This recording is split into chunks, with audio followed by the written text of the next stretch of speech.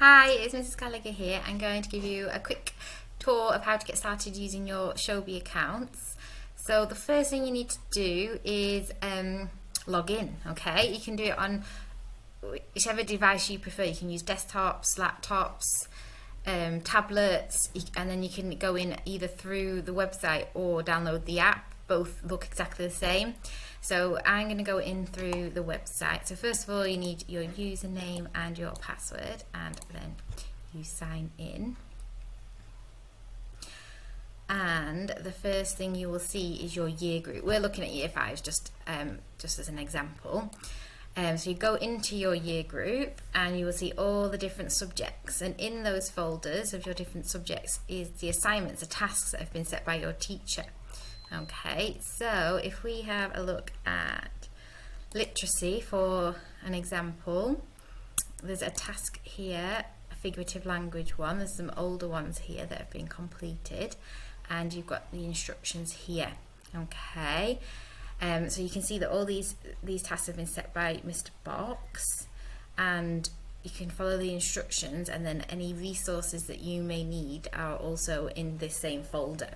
Okay, so take a look at the poster attached. It shows you different types of figurative language that we've been focusing on. Your first task will be to annotate Charlie's crocodile escape by underlining the different figurative language. Okay, so then you can have a look at this, and you can learn all about the different figurative language and remind yourself about those. And then you have your challenge here. This is what you need to complete.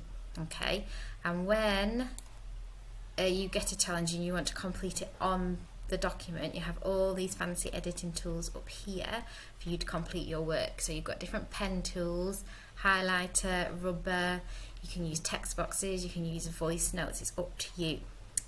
So on this one, you've got to highlight the figurative language. So I would have a look at using the highlighter, maybe pick different colours for the different figurative language that you might find. So Charlie felt fear crawl up his spine, so we found a little bit of personification. We want that to be purple. Highlight personification in purple so you know that's the one, and you can underline it.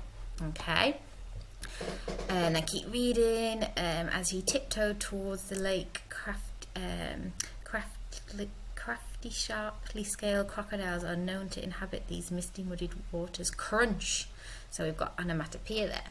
So I'm going to change that one, the colour to blue. Crunch. Make sure we highlight the word onomatopoeia as well, so we know that's the same one, and that's that one done. Okay, and then you'd continue through and highlight all the different words that you'd want to.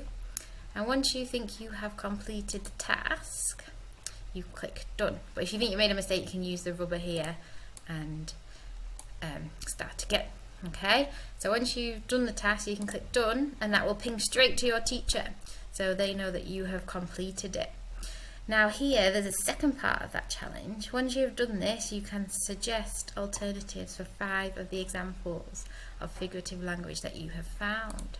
So instead of using the highlighting tool this time, you might want to use the text boxes. So to do that, click on the text box symbol here, and then click on the document where you want to pin it, and it will come up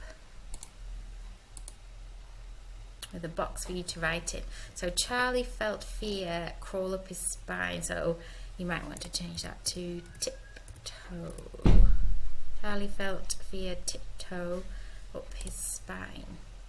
Okay, press save, and then if that's in the way, you can click on your initials. Here we've got Rupert Bear, and you can make it smaller. Okay, this time you might want to do a voice note. Okay, so we've got crunch here, and I think what could we change crunch to? In that sentence, maybe crack would work well. So if you again click the one you want to use, and then on the document wherever you want to pin it, and then it will pop up with a screen for you to be able to record what it is you want to say to Mr. Box. Okay, save that. All you need to do is click done. Okay, and then you've completed your task. You've done your literacy work for the day.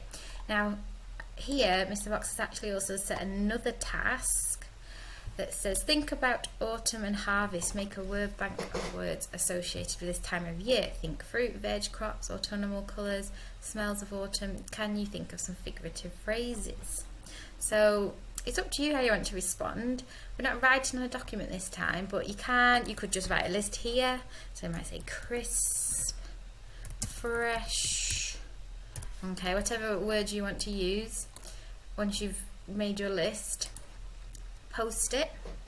So you can do it that way, or this plus button here allows you to upload all different types of documents. So you might want to read the task from Mr. Box, go to Word, do your work on a new Word document, save it, and then you can upload it here. Okay, so there's many different ways you can respond to your task. Let's see if there's any others. So there's a guided reading challenge here called Bear in the Hat. Again, you've got instructions here.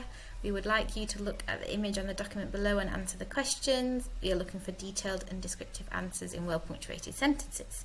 You can choose how you would like to answer the questions. You can use your voice notes and text boxes, or write on paper and upload a photograph of your work.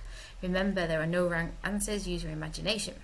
So all you would do is you've read your instruction, open up your task, and then you can respond to those answers. And again, you can choose how you want to do it. Do you want to do a text box? Click on the text box and then pin it wherever you want to answer in the document, put your answer, press save. Or do you want to use a voice note? Or again, if you don't want to do it on there, you could do it on a Word document and then upload that. Or like Mr. Box said in the instructions, you could do it in your book or on paper and take a photograph and upload it using that plus button. Okay, so add from computer and then wherever you have saved it. So have a go. If there's any problems, you can email your class teacher, and I hope you enjoy.